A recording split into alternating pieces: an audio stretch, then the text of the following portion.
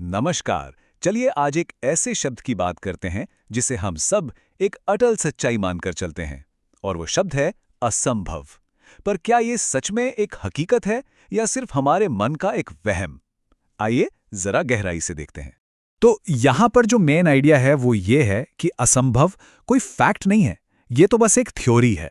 एक ऐसी थ्योरी जो बस इस इंतजार में है कि कोई आकर उसे गलत साबित कर दे। है ना सोचने का एक बिल्कुल अलग नजरिया।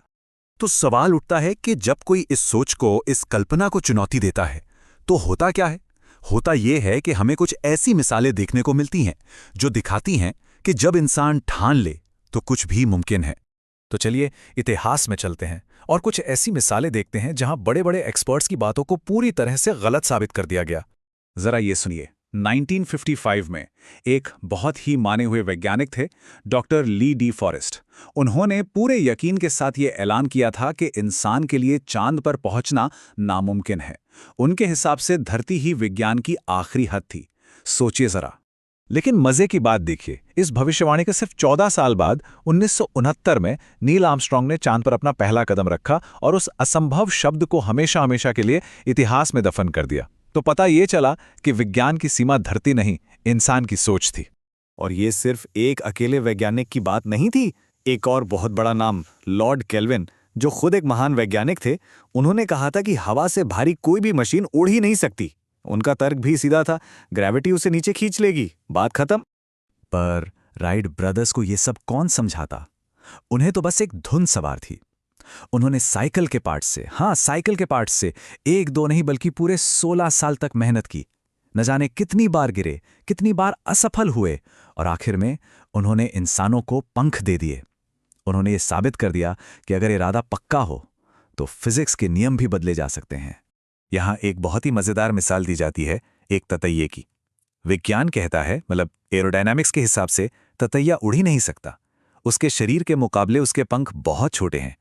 लेकिन शुक्र है ततैया ये सब पढ़ने कभी स्कूल नहीं गया, और इसीलिए वो मस्त उड़ता है। तो ये तो हुई वैज्ञानिक और तकनीकी बातें, लेकिन ये जो असंभव शब्द है ना, ये सिर्फ मशीनों पर नहीं, हम इंसानों की जिंदगी पर भी लागू होता है। चलिए देखते हैं कैसे। मिलिए विल्मा रूडोल्फ से, एक ऐसी एथलीट जिन्होंने इतिहास रच दिया। लेकिन उनकी कहानी की शुरुआत एक ऐसी भयानक बीमारी से हुई थी जिसने उनके भविष्य पर एक बहुत बड़ा सवालिया निशान लगा दिया था। एक तरफ थी मेडिकल साइंस जिसने अपना फैसला सुना दिया था, तुम कभी नहीं चल पाओगी। और दूसरी तरफ थी एक माँ जिनका विश्वास पहाड़ जैसा मजबूत था। उनकी माँ ने ना सिर्फ उन पर भरोसा किया, बल्कि हर दिन बिना नागा किए उनके पैरों की मालिश करती रहीं, कसरत करवाती रहीं। विल्मा ने डॉक्टर की नहीं, अपनी माँ की आवाज़ पर यकीन करना चुना। और उस यकीन का नतीजा क्या हुआ? अरे वो सिर्फ चली नहीं, वो दौड़ी, और ऐसा दौड़ी कि दुनिया की सबसे तेज महिला बन गई। एक ही ओलंपिक में 3-3 गोल्ड मेडल जीते। सोचिए, जिस लड़की के लिए चलना असंभव बता दिया गया था, उसने पूरी दुनिया को अपने पीछे दौड़ा दिया। अब जो कहानी है वो एक ऐसे बच्चे की है जिससे उसके अपने ही स्कूल ने मंद बुद्धि का ठप्पा लगाकर घर भेज दिया था। एक दिन वो बच्चा स्कूल से एक चिट्ठी लेकर घर लौटा, एक ऐसी चिट्ठी जिसने उसकी और हमारी दुनिया दोनों को बदल दिया। तो हुआ यूं कि 8 साल का वो बच्चा एल्बर्ट आइंस्टीन हाथ में वो चिट्ठी लेकर अपनी माँ के पास पहुंचा। माँ ने चिट्ठी पढ़ी और उनकी आंखों में आंसू आ गए। उन्होंने एल्बर्ट को गले लगाकर कहा, बेटा, तुम्हारे टीचर लिखते हैं कि तुम एक जीनियस हो और ये स्कूल तुम्हें पढ़ाने के लायक ही नहीं है। कई साल बाद जब आइंस्टीन दुनिया के सबसे बड़े वैज्ञानिक बन चुके थे, तब उन्हें वो असली चिट्ठी मिली। और यहीं पर पूरी कहानी का राज छिपा था, क्योंकि जो माँ ने पढ़कर सुनाया था और जो चिट्ठी में असल में लिखा था, उसमें जमीन आसमान का फर्क था। चिट्ठी में लिखा था, आपका बच्चा मंदबुद्धि है, ये हमारे स्कूल के काबिल नहीं है।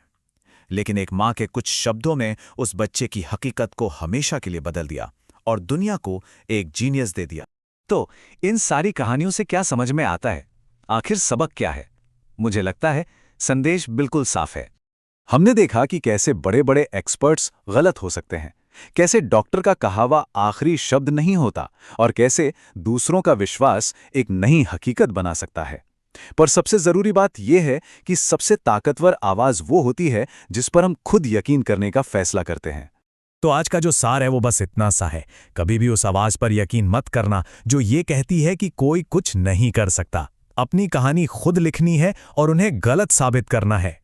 तो सवाल आखिर में यही रह जाता है कि इंसान किसकी आवाज पर यकीन करे, विशेषज्ञों की, दुनिया की, या उस एक आवाज पर जो उसके अंदर से आती है। फैसला हर किसी को खुद करना है।